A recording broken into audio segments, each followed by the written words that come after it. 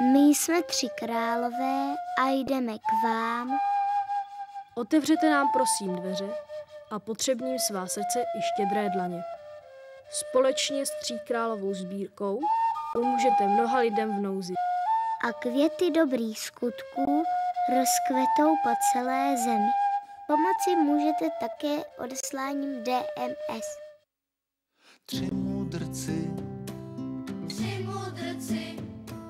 3 mudrci z východu měli jednu výhodu. 3 mudrci z východu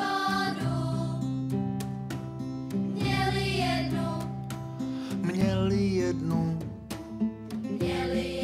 výhodu. K Betlému je vedla hvězda ocasatá. Proto byli v chudé stáji na to tata. 3 mudrci trefili i sezónu. Nemátlo je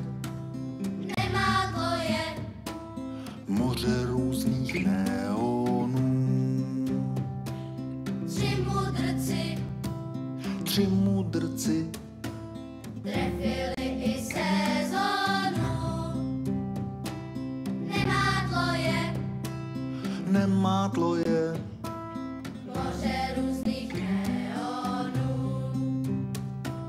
Nemuseli hledat mezi 100 000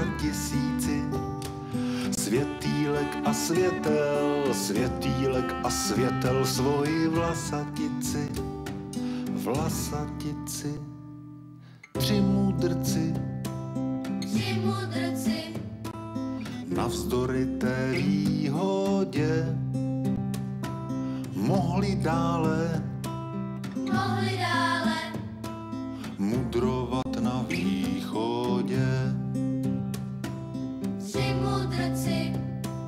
3 mudrci navzdory té výhodě mohli dále mudrovat na východě. Oni ale byli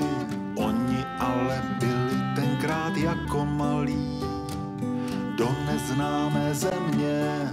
neznámé země rychle vandrovali. 3 mudrci z východu měli jednu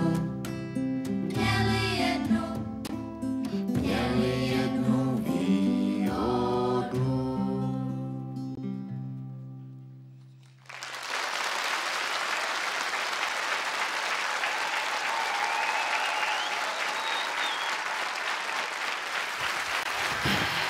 Milí koledníci, vážené dámy, milí pánové, přejeme vám krásné odpoledne. Hezký, dobrý, požehnaný den, přátelé.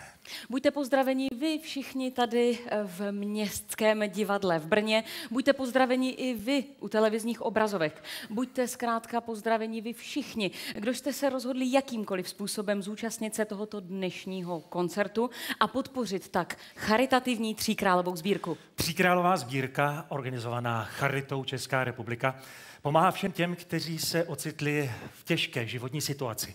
A to nejenom u nás, ale také v zahraničí. Každý rok začátkem ledna vycházejí tisíce koledníků do našich měst a obcí a do zapečetěných pokladniček sbírají korunku ke korunce. Dělají to zcela dobrovolně a nezištně. A toto je jejich koncert a také naše poděkování za jejich koledování. Ale my společně vám ještě jednu informaci dlužíme. Proč je tento dnešní koncert významný? Čím je zvláštní a čím je jiný než ti předchozí? Já si dovolím být velmi názorná. Prosím. Matouši, pojď k nám. Přichází Bobek Matouš. To je člen dětského pěveckého sboru Bobci, zaspívali s Bobem Flíderem krásnou úvodní skladbu, dirigoval Zdeněk Fuchs a my tě vítáme. Matouši, buď u nás vítán, prosím tě, řekni mi jednu důležitou věc. Kolik je ti let? Je mi 10 let. Dámy a pánové, Matoušovi je krásných 10 let. To znamená, že s Tříkrálovou sbírkou jsou úplně stejně staří.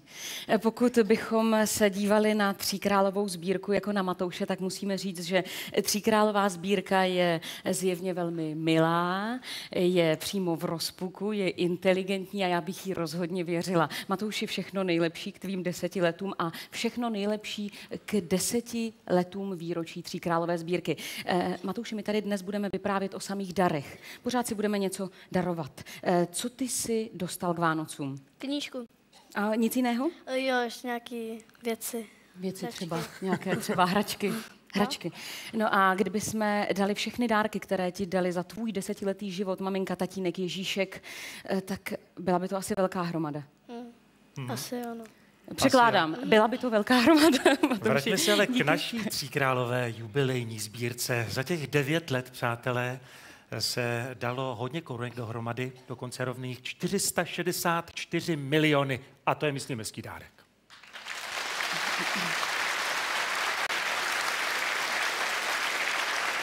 Matouši, doufám, že si ještě něco dnes večer vykoledujeme a doufám, že nám ještě z Bobky také zaspíváte. Samozřejmě zaspívám. Těšíme se na vás. Budeme taky tleskat i tobě k narozeninám, ačkoliv vím, že si na ně ještě chviličku přece jenom počkáš. Tři králové. V našem kalendáři je nám dopřáno 3 krále potkat jenom jeden jediný den, a to 6. ledna. I hned o půlnoci už je naprosto nemilosrdně vytlačí Vilma. Ovšem naše krále, naše koledníky budete potkávat na ulicích a ve svých domácnostech až do ledna 14.